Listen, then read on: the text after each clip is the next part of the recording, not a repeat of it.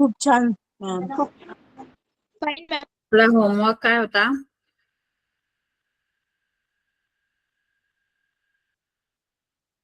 Homework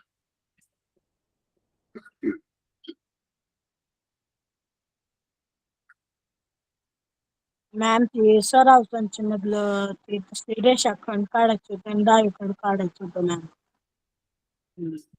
संख्या रेषेवर काढल्या रेषा. मी ऋण पण सांगितलेला, ऋण वर्गमुळात 2, ऋण वर्गमुळात 3.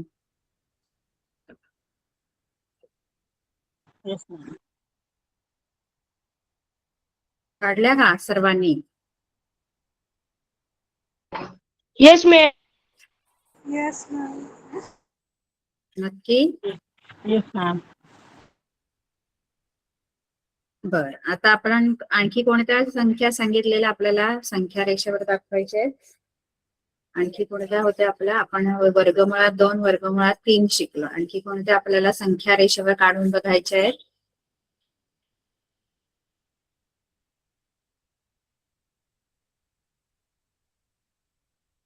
कोणत्या संख्या आपल्याला सराव संचामध्ये दिल्या बघा? कोणत्या संख्या दाखवायच्या आहेत आपल्याला संख्या रेषेवर? त्या आपल्याला दिलेल्या आहेत त्यांनी.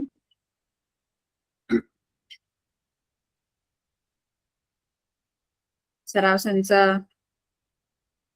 कोणत्या संख्या आपल्याला दाखवायच्या आहेत? सराव संच बघा.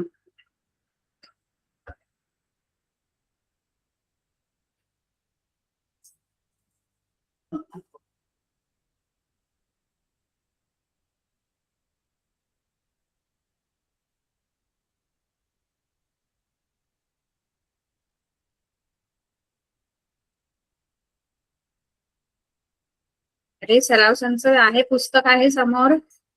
सराव संचामध्ये कोणत्या संख्या दाखवायच्यात आपल्याला संख्या रेषेवर? आवाज येतोय माझा? येस मॅम येतोय.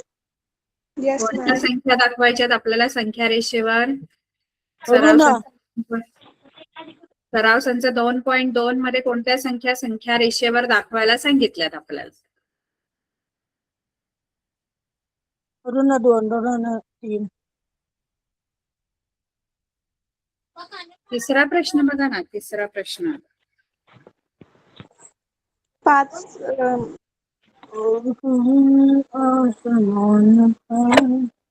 म्हणजे वेळ द्यायचं त्याला किती बार म्हणू?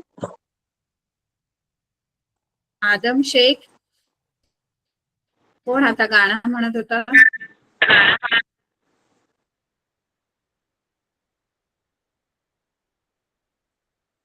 येस मॅम मी नव्हतो. कोण होता?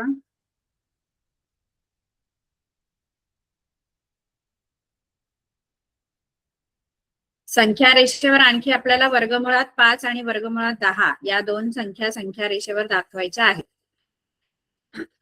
गेल्या वेळेला आपण कोणत्या संख्या संख्या रेषेवर दाखवल्या? गेल्या लेक्चर मध्ये आपण कोणत्या संख्या संख्या रेषेवर दाखवल्या? वर्गमुळात 2, वर्गमुळात 3. हा, वर्गमुळात 2 आणि वर्गमुळात 3. आता आपल्याला कोणत्या संख्या संख्या रेषेवर दाखवायच्या आहेत? वर्गमुळात 5, वर्गमुळात 10. हा, वर्गमुळात 5 आणि वर्गमुळात 10. त्याच्यासाठी करायचं काय? वर्गमुळात 5 जर तुम्हाला संख्या रेषेवर दाखवायची आहे,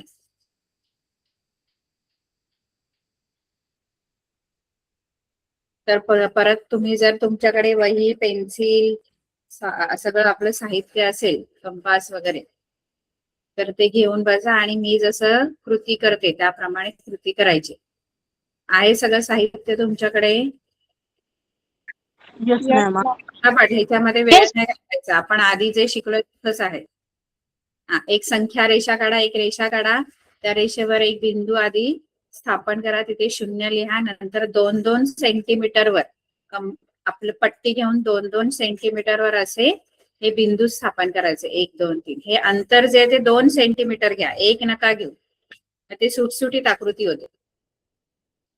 आणि या बाजूला ऋण 1, ऋण 2. ठीक आहे. आपण दाखवते वर्गमुळात 5 संख्या रेषेवर.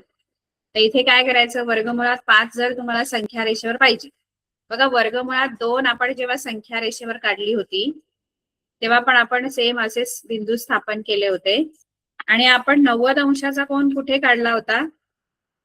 आता सरळ 90 अंशाचा कोन कुठल्या बिंदू जवळ काढला होता? कोणत्या संख्येजवळ काढला होता? जेव्हा वर्गमुळात 2 मला एक. दाखवायची होती तेव्हा असे सरळ रेषा 1च्या इथे काढला होता, बरोबर आहे? जेव्हा तुम्हाला वर्गमुळात 5 पाहिजे ना, सेम कृती तशीच करायची जशी वर्गमुळात 2 ला केलेली आहे. पण आता तुम्ही 1च्या इथे 90 अंशाचा कोन नाही काढायचंय, तर 2च्या इथे काढायचं. सेम तसंच जे 1च्या इथे केलं ना तीच कृती आता फक्त कुठे करायची आहे? 2. 2च्या इथे. ठीक आहे, 2च्या इथे तुम्ही कोन मापक घ्या आणि 90 अंशाचा असा सरळ कोन काढा. अशी सरळ 90 अंशावर अशी एक रेषा काढा सरळ. ठीक आहे, कंपास मध्ये आपलं 2 सेंटीमीटर अंतर घ्या. म्हणजे 0 ते 1 हे 2 सेंटीमीटर अंतर आहे, हे कंपास मध्ये घ्यायचं. ते 2 वर कंपासचं टोक ठेवून इथे कंस काढायचा. सेम आपण जे वर्गमुळात 2 साठी केलेलं तेच, फक्त आता 2 वरून करायचंय. वर्गमुळात 2 साठी 1 वरून केलं होतं आपण.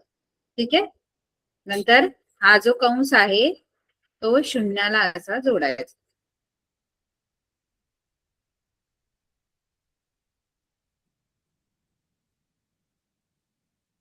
करताय कृती माझ्या बरोबर? Yes, ma'am. तर 0ला हा ए बिंदू जोडायचा. आता कंपासचं टोक कुठे ठेवायचं? 0 पासून ते 2 सेंटीमीटरची रेषोली त्या शून्यावर टोक कंपासचं ठेवायचं.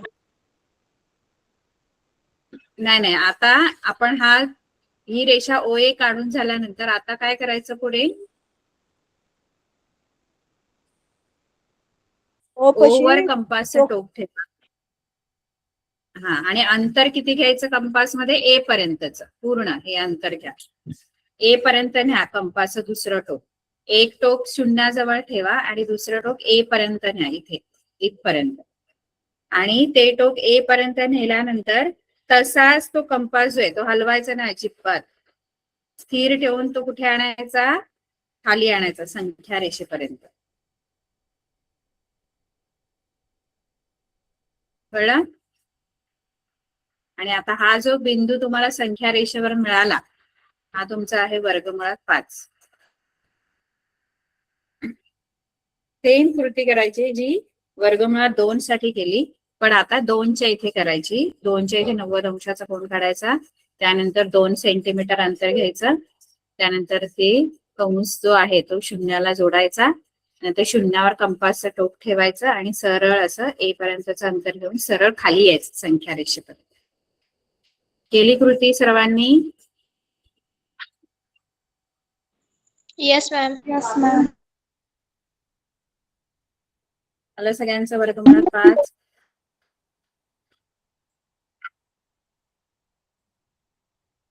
आणि ऋण वर्गमुळात 5 पाहिजे तर ऋण 2च्या इथे सेम कृती करायची. ऋण 2च्या इथे असा 90 अंशाचा कोन काढायचा. नंतर 2 सेंटीमीटर वर एक असा कंस काढायचा. तो 0ला जोडायचा. हे ऋणासाठी. आणि मग 0वर कंपासचं टोक ठेवून बी पर्यंतचं अंतर घ्यायचं आणि तसं खाली यायचं. हा तुमचा ऋण वर्गमुळात 5. इकडे धन वर्गमुळात 5, इकडे ऋण वर्गमुळात 5. कळलं?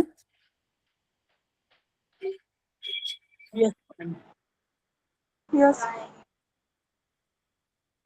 Yes, ऋण ma'am. वर्गमुळात 10 कसे दाखवायचं? वर्गमुळात 10 सेम तसंच परत वर्गमुळात 10 सेम तीच कृती, पण आता 3च्या इथे करायची. कुठे करायची? सेम तेच करायचं, पण आता 3च्या इथे तुम्हाला सरळ 90 अंशाचा कोन काढायचा. कंपास मध्ये एवढं अंतर घ्यायचं, एकक अंतर म्हणजे 0 ते 1 पर्यंत. म्हणजे ते 2 सेंटीमीटरचं आपण 2-2 सेंटीमीटर घेतलेलं आहे. ते इथे कंस काढायचा 2 सेंटीमीटरवर. 0ला जोडायचा तो बिंदू. 0ला तो बिंदू जोडायचा. सेम कृती, पण आता कुठे करायची? 3च्या येते. 3च्या येते. ओव्हर कंपासचा टोक ठेवायचा, ओडी डी पर्यंत कंपास न्यायचा, ओच्या इथे स्थिर ठेवायचा एक टोक आणि दुसरं टोक डी पर्यंतचा न्यायचा आणि तसाच कंपास खाली आणायचा. हा जो बिंदू आहे तुमचा हा आहे वर्गमुळाचा. कळलं? बघा, वर्गमुळात 2 1च्या इथून कृती करायची, वर्गमुळात 5 2च्या इथून, वर्गमुळात 10 3च्या इथून.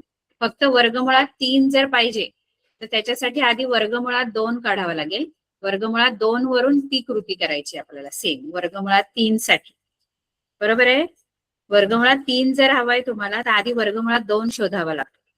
वर्गमुळात 2 वरून आपण ती कृती करतो जी बाकीच्यांसाठी केलेली आहे. कळलं का? म्हणजे जर वर्गमुळात 3 तुम्हाला दाखवायला सांगितलं तर त्याच्यासाठी आधी काय शोधावं लागेल? वर्गमुळात 3 साठी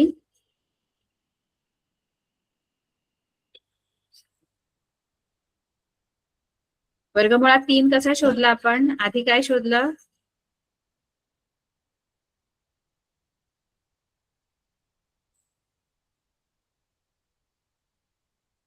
विसरले का?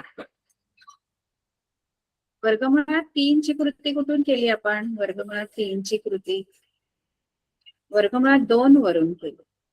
जसं वर्गमुळात 2 साठी 1 वरून केली, 5 साठी 2 वरून केली, तसंच वर्गमुळात 3 साठी आहे ना ही कृती आपण वर्गमुळात 2 आधी शोधला आणि मग वर्गमुळात 2 वरून सरळ आपण 90 अंशाचा कोन काढून जे 1 वर केलं ते वर्गमुळात 2 वर केल्यानंतर आपल्याला वर्गमुळात 3 मिळतो. समजते का? Yes, ma'am. हो मॅम. Yes ma'am. ठीक आहे. वर्गमुळात 2 आधी शोधावा लागतो, मग वर्गमुळात 2 वरून सेम तशी तीच कृती करायची, पण वर्गमुळात 2 वरून करायची, मग आपल्याला वर्गमुळात 3 मिळतो. कळलं? वर्गमुळात 2 Yes, ma'am.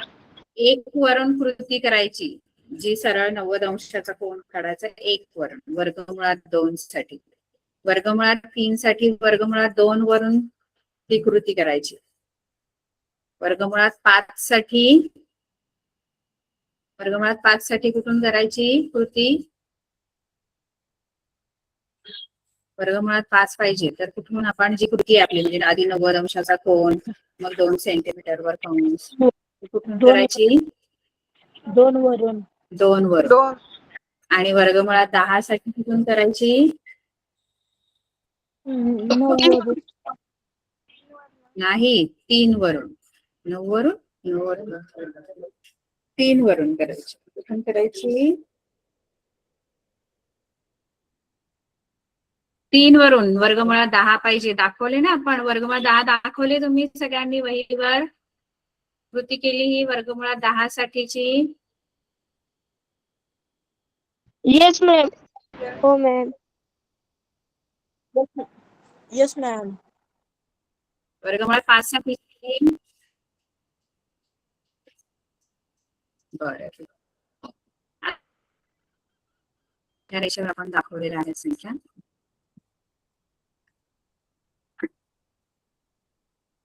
पुढचा जो प्रश्न आहे तो आहे खाली दिलेल्या संख्यांच्या दरम्यान कोणत्याही 3 परिमेय संख्या लिहा. म्हणजे आपल्याला ज्या संख्या दिल्या त्याच्या दरम्यान येणाऱ्या कोणत्याही 3 संख्या मला लिहायच्या आहेत. ठीक आहे. आता पहिलं काय दिलंय? 0.3 आणि ऋण 0.5. ठीक आहे. आता कोणत्याही 2 आता आपण ना एक याच्यामध्ये संख्या रेषेवर आपण कुठे संख्या येऊ शकतात किंवा आता 0.3 तर कुठे येणार? धन संख्या आहे ती उजवीकडे येणार आणि ही डावीकडे येणार. ठीक आहे. म्हणजे आपण जर संख्या रेषेवर या दाखवायच्या झाल्या तर ऋण या बाजूला येणार डावीकडे. आपल्याला काय करायचंय? त्याच्या 2 संख्या दिल्यात त्या संख्यांच्या दरम्यानच्या संख्या 3 कोणत्याही संख्या आपल्या त्या 2 संख्यांच्या दरम्यान येणाऱ्या, जसं आता मी तुम्हाला सांगितलं 3 आणि 10 आहे तर 3 आणि 10च्या दरम्यान येणाऱ्या कोणत्या संख्या आहेत तर 4 येणार, 5 येणार, 6 येणार. या दोन संख्यांच्या दरम्यान येणाऱ्या संख्या. तसंच आपल्याला दोन संख्या दिल्यात, त्या दोन संख्यांच्या दरम्यान म्हणजे त्या दोन संख्यांच्या मध्ये येणाऱ्या कोणत्याही 3 संख्या आपल्याला सांगायच्या, परिमेय संख्या. प्रश्न कळला? Yes, ma'am. Yes ma'am. तर पहिल्या दोन संख्या आहेत 0.3 आणि ऋण 0.5. ठीक आहे, या संख्या. आता तुम्हाला जर माहित असेल तर इथे आपण 1 लिहितो, मग 2 लिहितो, पण तुम्हाला माहित आहे का इथे पण संख्या असतात खूप साऱ्या. इथे पण 10 संख्या, 10 असे आपण बिंदू घेऊ शकतो. जसं की शून्यानंतर 1 असतो, पण शून्यानंतर हा जो पहिला बिंदू असतो तो म्हणजे काय असतो?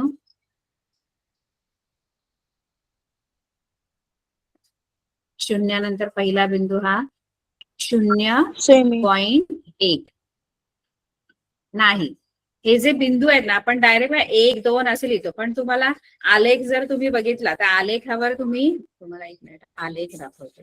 आलेखावरून तुम्हाला कळेल.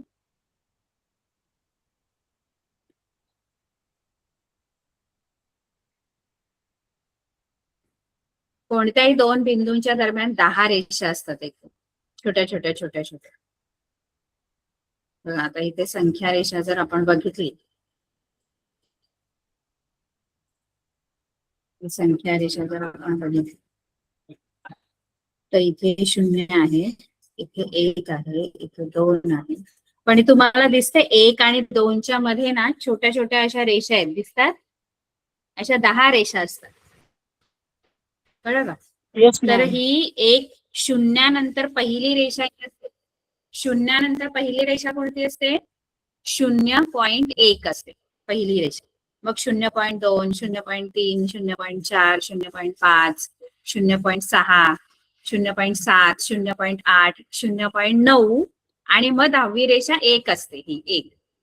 कळते का? समजते का? काय? Yes ma'am. Yes, ma'am. हा, कोणत्याही दोन पूर्णांक संख्यांच्या मध्ये, या पूर्णांक आहेत 1, 2, ऋण 1, ऋण 2, या पूर्णांक आहेत, पण त्या पूर्णांकामध्ये ना अशा 10 आपण आणखी पण संख्या लिहू शकतो. इथे पण असेल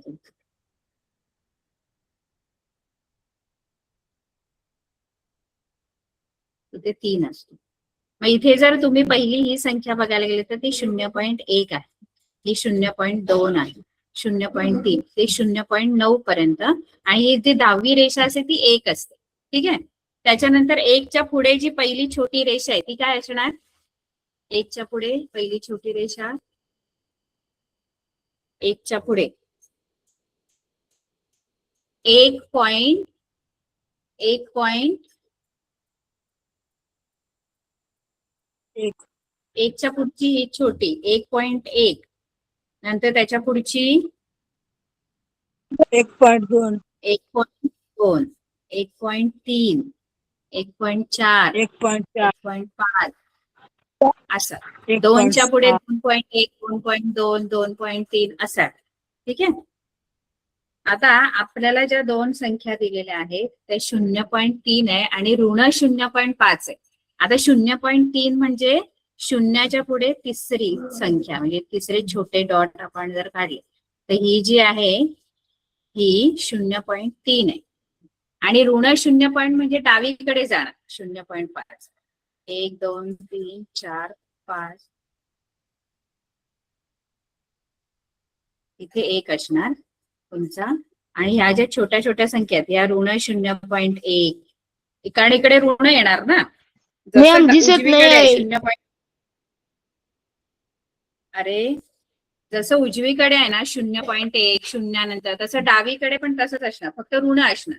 जसं शून्यानंतर डावीकडे ही जी संख्या आहे ही काय आहे? ऋण 0.1 आहे पहिली. दुसरी आहे ऋण 0.2 डावीकडे.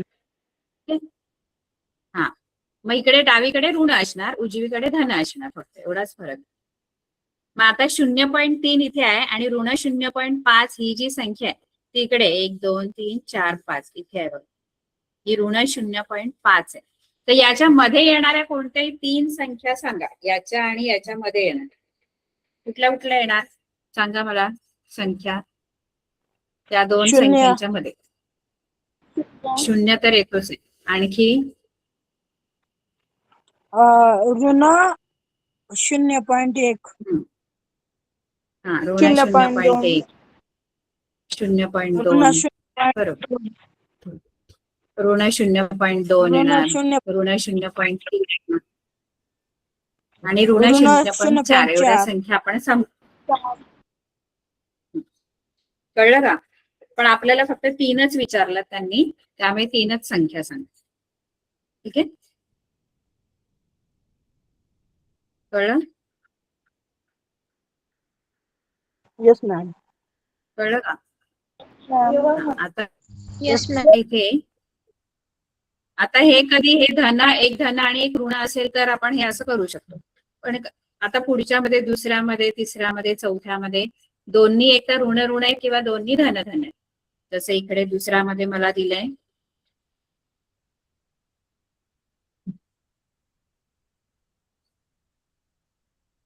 दुसऱ्यामध्ये मला ऋण 2.3 आणि काय दिले ऋण 2.33. ठीक आहे, अशा 2 संख्या द्या, म्हणजे दोन्ही ऋणच आहेत. पहिल्यामध्ये मला एक धन होती आणि दुसरी ऋण होती. मग एक धन एक ऋण असेल तर त्याच्यामधल्या संख्या आपण संख्या रेषेवरून सांगू शकतो. पण समजा दोन्ही ऋण आहेत तर इथे ना दोन्ही ऋण आहेत किंवा दोन्ही धन आहेत, ऐकताय? दोन्ही ऋण आहेत किंवा दोन्ही धन आहेत, तर त्याच्यामध्ये येणाऱ्या संख्या सांगण्यासाठी ना एक ट्रिक आहे. एक धन आणि एक ऋण असेल तर संख्या रेषावर त्या संख्या दाखवा आणि मध्ये येणाऱ्या संख्या सांगा. पण जर दोन्ही धन आहेत किंवा दोन्ही ऋण आहेत, जशा इथे कशा आहेत बघा संख्या, दुसऱ्यामध्ये दोन्ही कशा आहेत, ऋण. दोन्ही संख्या कशा दिलेल्या आहेत, ऋण दिलेल्या आहेत, बरोबर आहे.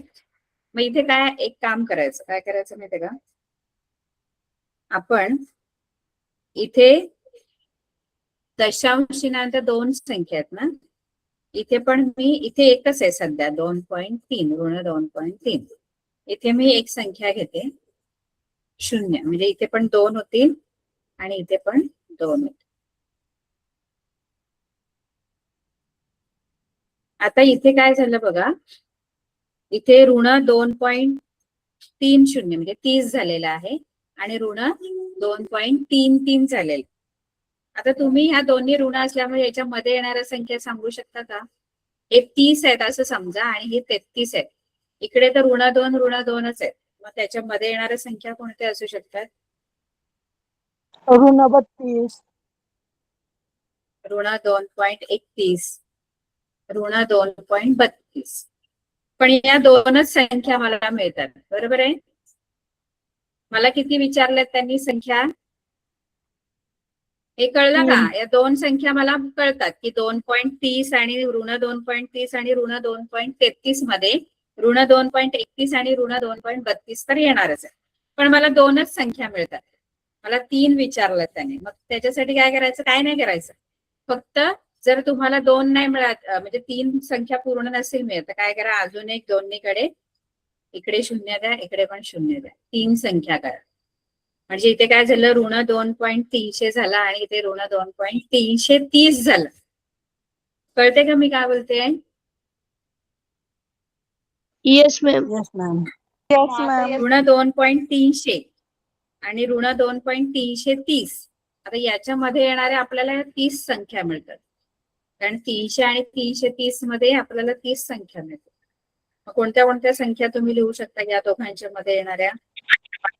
ऋण 301. ऋण 2.301, ऋण 2.302, ऋण 2. ऋण 2.303.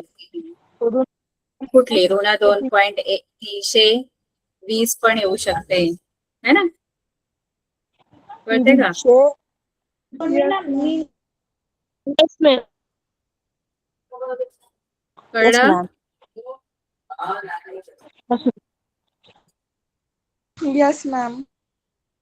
हे शिकवले, हे तुम्हाला शिकवलेलं का कशा संख्या शोधायच्या?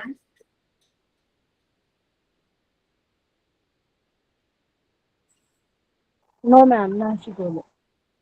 No, ma'am. आता 5.2 आहे आणि 5.3 आहे.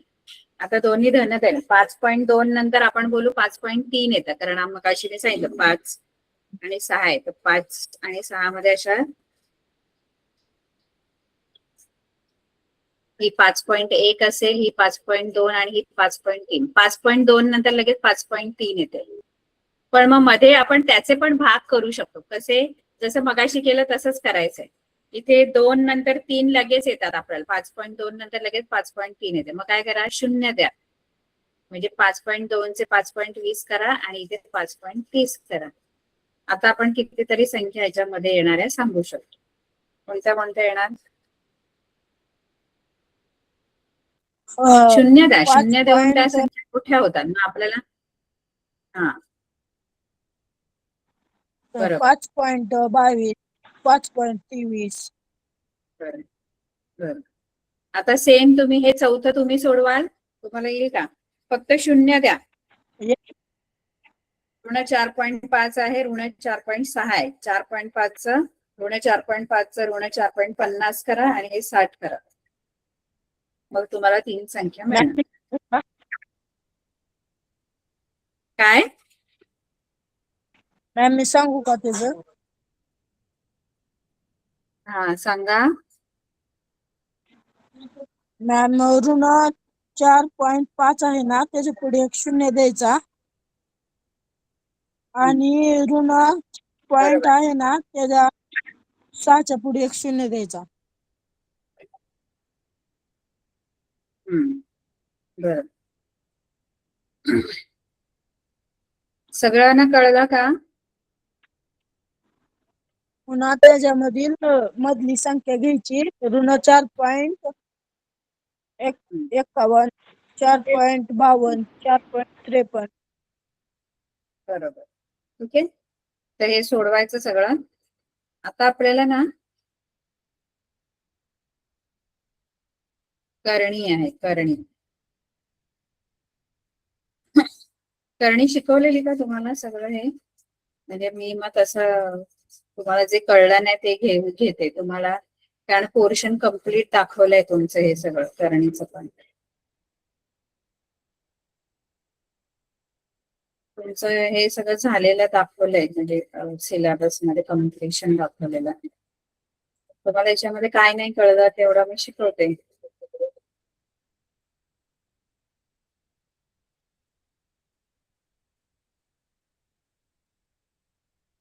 मॅम करणीचं एक उदाहरण घ्या ना.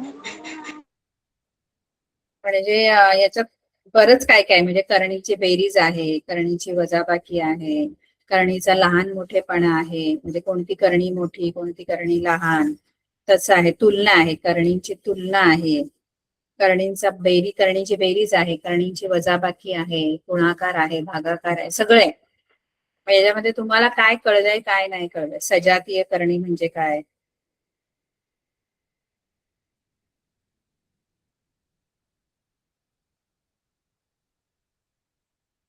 बरं, ठीक. करणी म्हणजे काय माहितीये का? करणी म्हणजे अशा स्वरूपात करणी असते. करणी.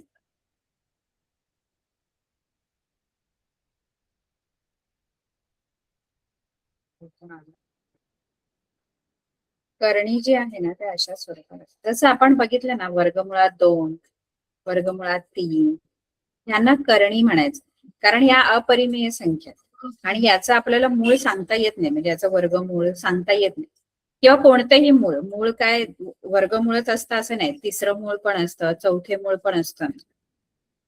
माहितीये का? मूळ जसं वर्गमूळ असतं ना, वर्गमूळ. ते सोड. हे तुम्हाला वर्गमुळात 4 असं जर मी विचारलं तर वर्गमुळात 4 ही आपल्याला माहित आहे. परिमेय आहे की अपरिमेय? वर्गमुळात 4. परिमेय. वर्गमुळात 4 काय आहे? परिमेय. ही परिमेय संख्या. ही काय आहे? परिमेय. अपरिमेय. ही काय आहे? परिमेय. परिमेय आहे. ही अपरिमेय. अपरिमेय. मग यामध्ये ज्याचं मूळ मला सांगता येतं ना, वर्गमूळ मला सांगता येतं ना, तिला करणी नाही म्हणायचं. म्हणजे आता 4चं वर्गमूळ मला सांगता येते, ती परिमेय संख्या आहे, तिला ती करणी नाहीये. मग ही करणी नाहीये. वर्गमुळात 4 करणी नाहीये, वर्गमुळात 25 ही सुद्धा करणी नाहीये. करणी कोणती? तर ह्या करणी आहेत, वर्गमुळात 2, वर्गमुळात 5, वर्गमुळात 3, वर्गमुळात 7. ज्यांचं वर्गमूळ मला काय करता येत नाही, सांगता येत नाही, किंवा ती अपरिमेय संख्या आहे. हा, किंवा ती अपरिमेय संख्या असते, तिला आपण करणी असं म्हणतो. ठीक आहे. बघा, आपण जेव्हा वर्गमुळात 2 किंवा वर्गमुळात 3 असं लिहितो, तेव्हा 3 जी आहे ती परिमेय संख्या, आतली 3 ही परिमेय असते. पण 3चं वर्गमूळ ही परिमेय नसते, ती अपरिमेय संख्या आहे. फक्त आतमधली जी 3 म्हटलं तर ती परिमेय आहे. पण तिचं जे वर्गमूळ किंवा कोणतेही मूळ, 3रं मूळ, 2रं मूळ, 4थं मूळ, आता तुम्हाला सध्या वर्गमुळाबद्दलच आहे, पण जर तिचं मूळ तुम्हाला सांगता येत नाही किंवा ती अपरिमेय संख्या असेल तर ती आपण करणी असं म्हणतो. कळतंय का? म्हणजे 3 परिमेय आहे, पण वर्गमुळात 3 अपरिमेय आहे. 3 ही नुसतं 3 म्हटलं, त्या करणी चिन्ह, याला करणी चिन्ह म्हणतात. हे जे चिन्ह आहे, म्हणजे वर्गमुळाचं जे चिन्ह म्हणतो त्याला करणी चिन्ह सुद्धा म्हणतात. याला ही करणी चिन्ह आहे. ठीक आहे. करणी चिन्हाच्या आतली ही जी संख्या ही परिमेय 3, पण ती वर्गमुळात 3 म्हटलं तर ती अपरिमेय आहे, मग ती करणी आहे. कळलं? Yes ma'am. करणीची आणि करणीची कोटी असते. जसं इथे जर तुम्ही कोटी म्हणजे, आता मी समजा असं लिहिलं,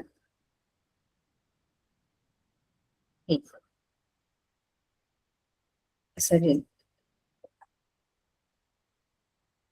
तर इथे कोटी म्हणजे इथली संख्या, त्या करणीची कोटी. आता हे जे आहे ते 27चे चौथे मूळ आहे. आपण वर्गमूळ बोलतो कधी, इथे आपण वर्गमूळ बोलतो जेव्हा इथे काही संख्या आपण लिहत नाही ना करणी चिन्हाची, तिथे काही नसते म्हणजे तिथे 2 असते, म्हणून आपण वर्गमूळ म्हणतो, पण ती लिहत नाही आपण. कळलं का? पण इथे बाकी सगळे मूळ जे असतात, 3रे मूळ, 4थे मूळ, मग ती लिहिली जाते. जसं आता या करणीची जी कोटी आहे ही किती आहे? या करणीची कोटी 4 आहे, कारण हे 27चे चौथे मूळ आहे. इथे 8चे वर्गमूळ, म्हणजे इथे करणीची कोटी काही नाही लिहिली म्हणजे 2 आहे. कळलं का? कोटी करणीची एक कोटी असते. कोटी म्हणजे करणी चिन्हाच्या इथे जी संख्या असते बघा, करणी, स्क्रीन नाही दिसत बघा. तुम्हाला फक्त अभ्यास कोणत्या करणीचा आहे माहिती आहे का? याच करणीचा आहे, वर्ग करणीचा आहे. त्यामुळे 4थे मूळ, 3रं मूळ, ह्या ज्या करणी आहेत ज्यांची कोटी 3 आहे, 4 आहे, याचा आपल्याला अभ्यास नाही. फक्त तुम्हाला कळलं पाहिजे की कोटी किती आहे, कोटी सांगता आली पाहिजे. बाकी सगळा जो आपल्याला करणी संबंधीचा अभ्यास आहे तो वर्गीय करणीचा आहे, म्हणजे ज्याची कोटी 2 आहे त्याचा आपल्याला अभ्यास आहे. कळलं मी काय बोलली? बघा, अशा स्वरूपात असते करणी. इथे n म्हणजे तुमची कोटी असते, इथे जी संख्या लिहिलेली असते. पण n तुम्ही जेव्हा वर्ग करणी असते तेव्हा n लिहत नाही आपण, म्हणजे नाही लिहिली म्हणजे तिथे समजून जायचं की 2 आहे त्याची कोटी. कळतं की नाही? Yes ma'am. Yes ma'am. कोटी अपरिमेय संख्या पाहिजे आणि अपरिमेय संख्या हवी तरच ती करणी असते. आता पुढे इथे काय दिलं बघा, पुढील करणींच्या कोटी सांगा. याची कोटी किती आहे? 3. याची कोटी किती आहे? 2 आहे. 5 बाहेर आहे आणि असं आहे वर्गमुळात 2, म्हणजे इथे 2 आहे, काही नाही दिले म्हणजे 2 आहे. याची कोटी किती आहे? 4. याची 2. याची 3. ठीक आहे. कळलं? Yes ma'am. आता सगळ्यात महत्वाचा दुसरा प्रश्न आहे. दुसरा प्रश्न जर तुम्हाला सोडवता आले ना तर बाकी सगळे पण सोपे आहेत. तसेच सोडवायचे. सोडवण्याची पद्धत सगळ्याची सारखी आहे. फक्त मुलं फार कन्फ्युज होतात. मुलांना वाटतं फार कठीण आहे. तसं नाहीये. बघा, आता आपल्याला करणी म्हणजे काय माहितीये का? करणी म्हणजे ती अपरिमेय संख्या आली पाहिजे. म्हणजे तिचं मूळ आपल्याला सांगता येत नसेल तर ती करणी असते. बघा, मूळ म्हणजे फक्त वर्गमूळ नसतं, तर ते तिसरं मूळ पण असू शकतं, चौथं असू शकतं, पाचवं असू शकतं. मग आता इथे बघूया आपण. हा प्रश्न महत्वाचा आहे. दुसरा प्रश्न, आपल्याला करणी ओळखता आली पाहिजे. पुढील पैकी कोणत्या संख्या करणी आहेत हे सांगा. नीट लक्ष द्यायचं. हा प्रश्न आला की सगळं येणार. आपल्याला असं विचारले त्यांनी की आपल्याला जे दिलेल्या संख्या आहेत त्यातल्या कोणत्या करणी आहेत. आता बघून मला सांगता नाही येणार. मी वर्गमूळ असेल म्हणजे 2 ज्याची कोटी आहे त्यांच्याबद्दल मी सांगू शकते, कारण वर्ग आपल्याला पाठ आहे. जसं मी समजा तुम्हाला असं जरी सांगितलं तर ही करणी आहे की नाही ते सांगा. ही करणी आहे का?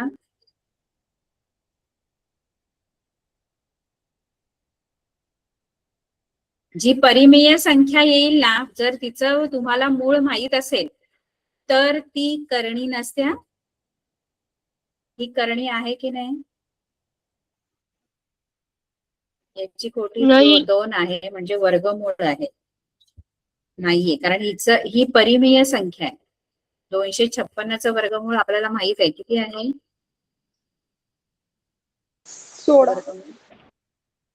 16. म्हणजे ही परिमेय संख्या, आणि परिमेय संख्या कधीही करणी नसते. करणी ही अपरिमेय संख्या असते. करणी काय असते? करणी अपरिमेय संख्या, जिचं मूळ मला सांगता येत नाही. ही परिमेय आहे की अपरिमेय, किंवा करणी आहे की नाही? वर्गमूळात 441. ही परिमेय आहे की अपरिमेय? अपरिमेय. 441 वर्गमूळ अपरिमेय. 441 वर्ग नाहीये कोणाचा? 441 वर्गमूळ माहित नाही आपल्याला.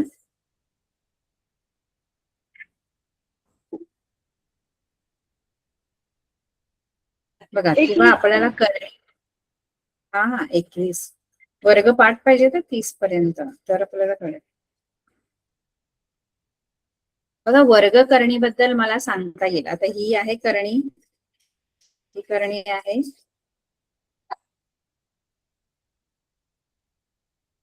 आहे. करणी आहे की नाही? नाही. नाही, ही करणी नाही. का? कारण ही परिमेय संख्या आहे. हिचं वर्गमूळ मला माहित आहे, 12. कळलं? किंवा तुम्हाला जरी नसेल माहिती, तुम्हाला जर ओळखायचंय की ती करणी आहे की नाही, तुम्हाला वर्ग पण समजा पाठ नाही, तर काय करायचं माहितीये का? तुम्हाला मूळ अवयव येतात. सर्वांना मूळ अवयव काढता येतात. कुठलीही संख्या तुम्हाला दिली तर तिचे मूळ अवयव काढता येतात. मूळ अवयव जसं आता 51 आहे. इथे आता बघा, आपण पहिली संख्या घेऊ. हे समजलं ना की पूर्ण धडा समजेल समजा. अशी संख्या, आणि आपल्याला विचारले ही करणी आहे का? आता इथे करणीची कोटी किती आहे सांगा? करणीची कोटी 3 आहे. ठीक आहे. आपण काय करायचं माहितीये का? 51 म्हणजे जी करणीस्थ संख्या असते ही ही घ्यायची आणि हिचे अवयव पाडायचे. अवयव पाडता येतात का? मूळ अवयव 51 ला कोणत्या संख्येने भाग जातो? 2 ची कसोट्या वापरायच्या. 2 ची, 3 ची, 5 ची. 2 ने भाग जातो याला 51 ला? 2 ने भाग जातो का? नाही. 3 ने जातो? 3 ने? नाही. 3 ने नाही जात? 3 ची कसोटी काय आहे?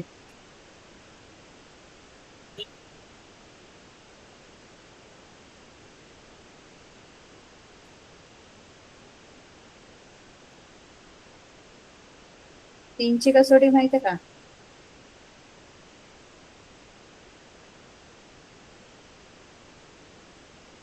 बघा कसोट्या माहित पाहिजे. 2ने भाग केव्हा जातो? कोणत्याही संख्येला 2ने केव्हा भाग जातो? जेव्हा त्या संख्येच्या एकक स्थानी.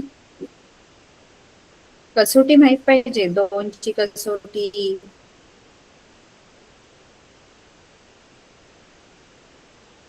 3ची कसोटी, तर तुम्हाला हे अवयव पाडायला सोपे जातात.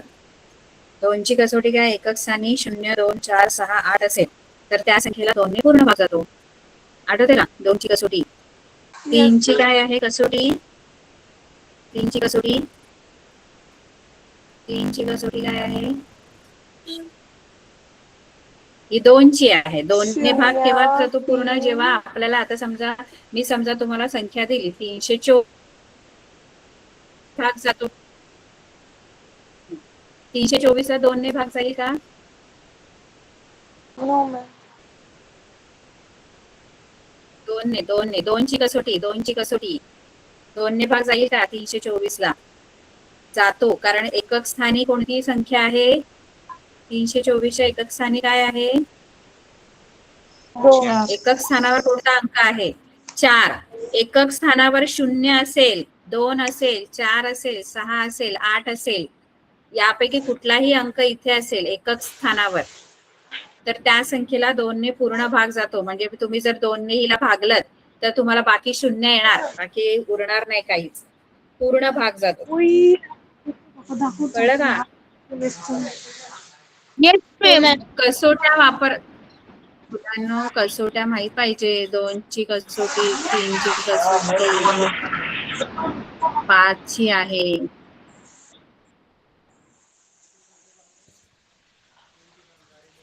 तीनची कसोटी काय आहे? मॅम हा, कसोटी म्हणजे काय? 3ची कसोटी. कसोटी म्हणजे काय माहितीये का?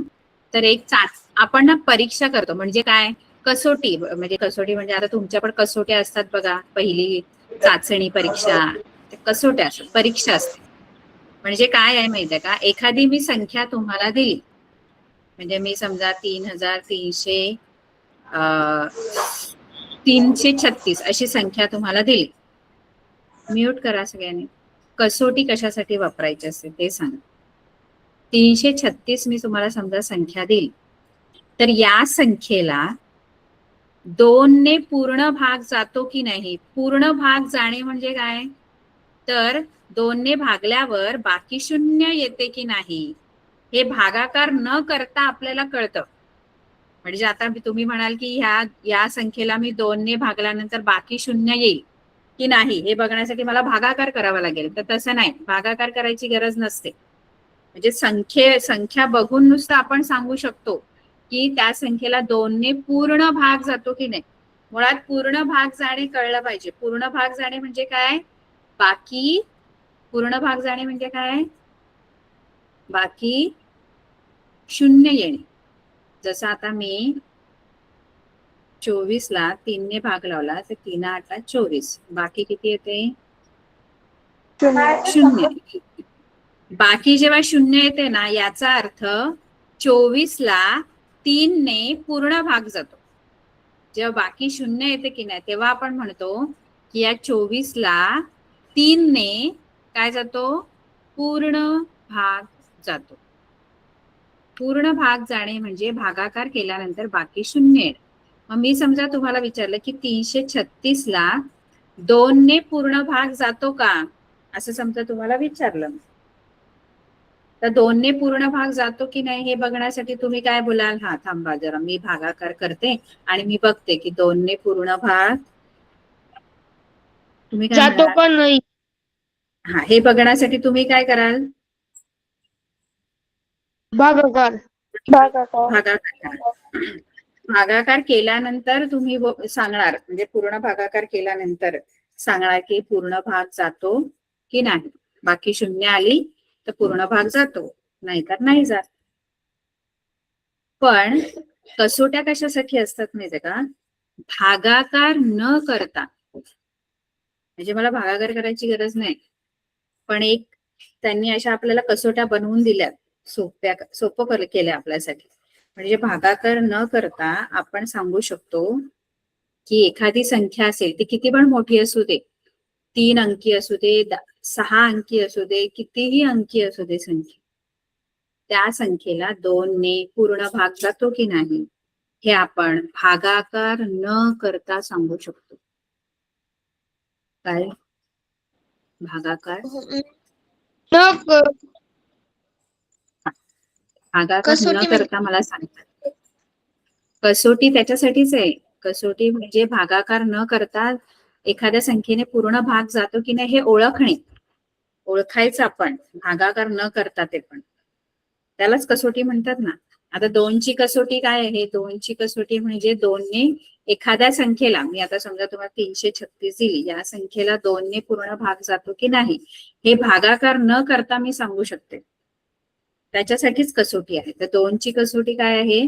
ज्या संख्येच्या एकक स्थानी,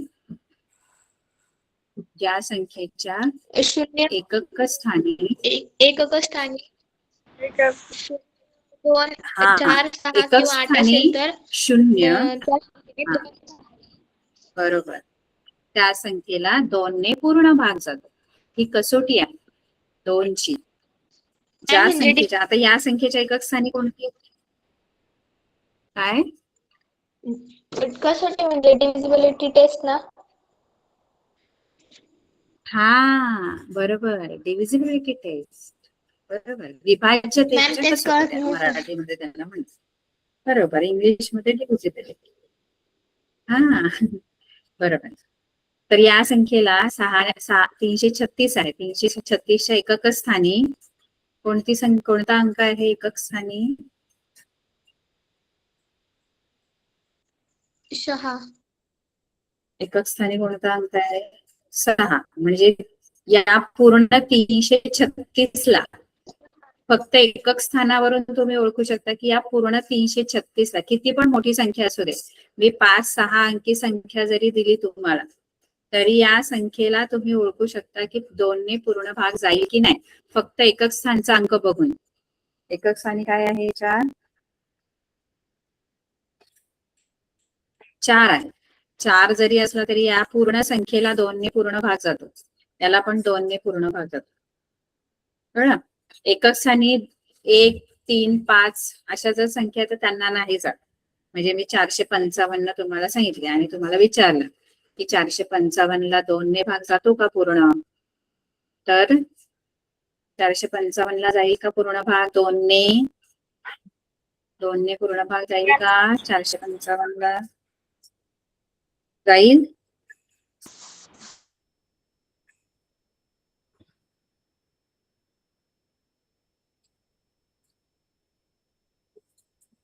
चारशे 455 ला 2ने पूर्ण भाग जाईल का?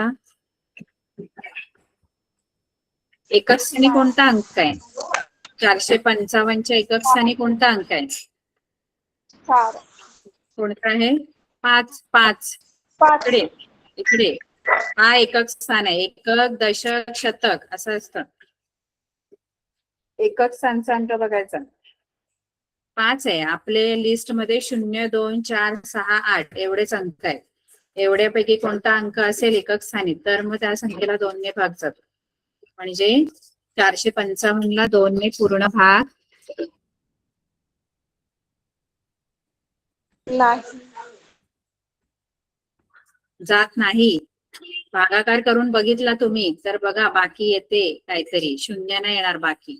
455 ला तुम्ही 2ने भाग लावला, 2 दुनी 4, 5 खाली घेतला, बरं परत 2 दुनी 4, 1 हा 5 खाली घेतला, 2 7 14, 1 उरतो,